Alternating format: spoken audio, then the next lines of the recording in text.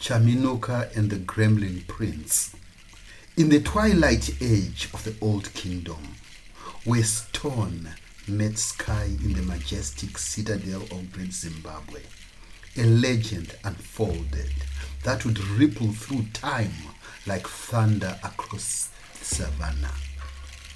It began on an evening drenched in gold. The mighty Prince Muto, known across kingdoms as Lord Conqueror, strolled through his garden, where baobabs whispered secrets and birds sang of war and glory. His silken robes shimmered like sunlight on water, and his arms bore the weight of gold and silver bangles, trophies of conquest. On his feet, emeralds and diamonds caught the dying sun, casting broken rainbows in his wake. Yet, that night, something ancient stirred. From the heavens descended the spirit of Chaminuka, Seer of Seers, protector of the land. It settled upon the oldest tree in the garden, a silent guest, cloaked in otherworldly calm.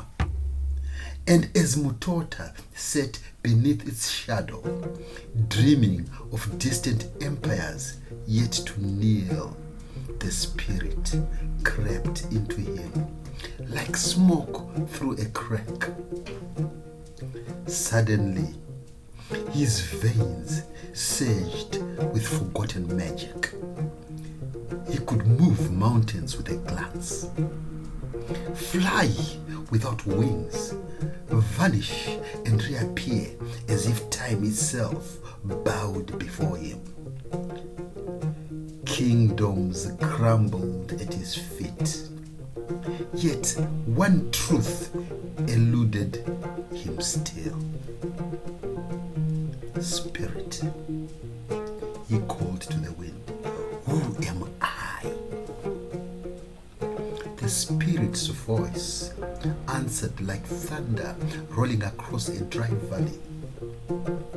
Your past lies hidden in a cave, known only to you. Seek it, and your life shall be changed forever. For if you do, I will leave you. But ambition burns brighter than warning. Guided by stars and drawn to the jagged silhouette of a far-off distant mountain, Mutota journeyed through the night. Fireflies, yellow, green, red, danced before him, lighting a path known only to the spirit world. Soon they revealed a mouth in the rock, the secret cave. He stepped inside, and there it was, the Tokoloshi, a gremlin prince of ancient evil. Fanged like a bat, eyes glowing red with the fire of the underworld, it sniffed the air and snarled. Their faces were inches apart.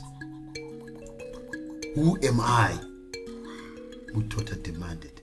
Tell me or perish. The creature chuckled, a low, guttural sound that rattled the stones. You should never have come. You and I are bound. Stay longer and you will shape shift. Become me. You are my better half, my human face. Live, go, rule the world. Mutota turned and fled. As he emerged from the cave, the spirit of Chaminuka tore itself from his chest. Taking flight is a gigantic bird of prey, its wings splitting the sky, its cries echoing through the ages.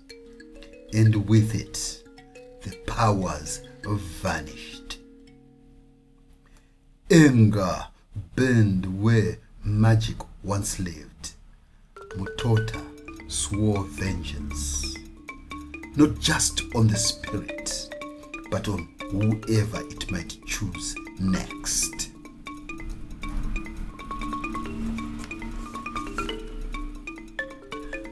Far to the east, by the gentle waters of the Samburu River, a woman washed clothes with a baby boy strapped to her back. Without warning, the skies darkened. The great bird descended with a shriek of fate, a blinding light. The baby boy cried out, not in fear, but in words. "Mother, I can speak." The village erupted. News of the talking baby raced through hills and valleys, carried to the lips of healers and headers alike. It reached the ears of Mutota. He knew Chaminuka had returned. The boy carried the spirit now. "Bring them to me," Mutota commanded his finest warriors. But that very night, the boy awoke, gasping. "We are not safe. We must flee now." And so they ran, vanishing into the wilds until they found sanctuary in a distant village. There, the boy spoke with the wisdom of generations. "I am Chaminuka. Protect me, honor me, and rains shall bless you. Your granaries will overflow." He grew beloved, respected. Pilgrims came seeking counsel. One man arrived, boiling with rage. "My wife has betrayed me. I shall kill the man." Chaminuka held up his hand. "Do not kill. Bring him here, and we shall resolve this with wisdom."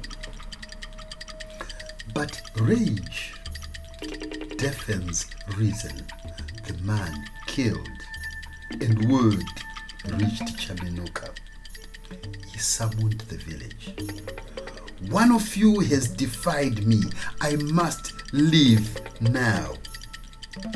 Cries filled the air. Elders wept and begged. But fate, once broken, cannot be mended. They brewed beer to bid him farewell. "Bless it, Chaminuka," they pleaded. He placed his hand on the clay pot. The beer hardened, stone solid. "Find one who can make it flow.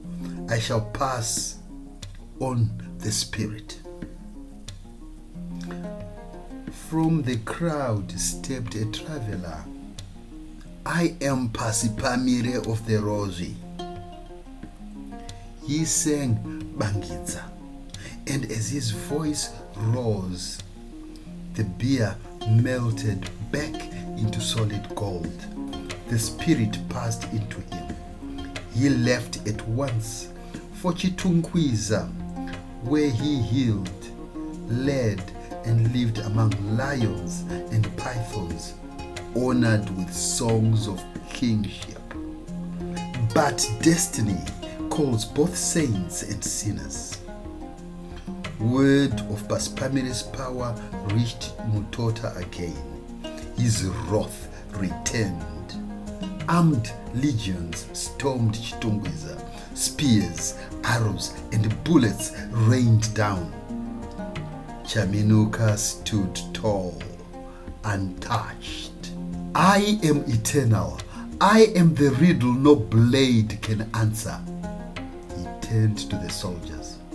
Take me to your Lord. I will walk with you. Days later, they arrived at the throne of Lord Conqueror. Mutota, robed in fury, stared down the Seer. You have defied the heavens, Chaminuka spoke. And for this you shall fall. Strangers will come from faraway lands. They will take this soil, and you shall be the conquered. Mutota, enraged, drew a dagger that glowed like betrayal. Chaminuka smiled. Only a boy, pure of heart, can kill me. Bring him. The boy came, a trembling hand, a blade of fate, a heart too innocent to understand.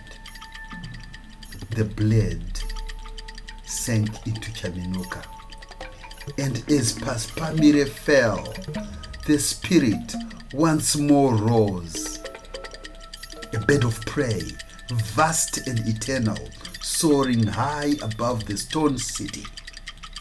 Years passed, and then the strangers came.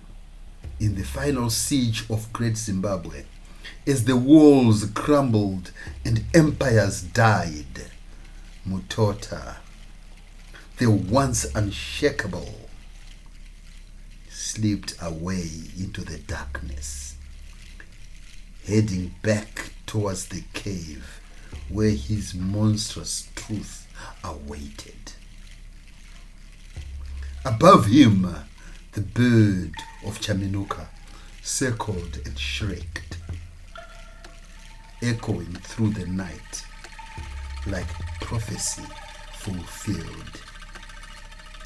Peace would come, and the legend would live forever. Chaminuka ndimambo ruai, Chaminuka ndimambo shumba inogara yega musango.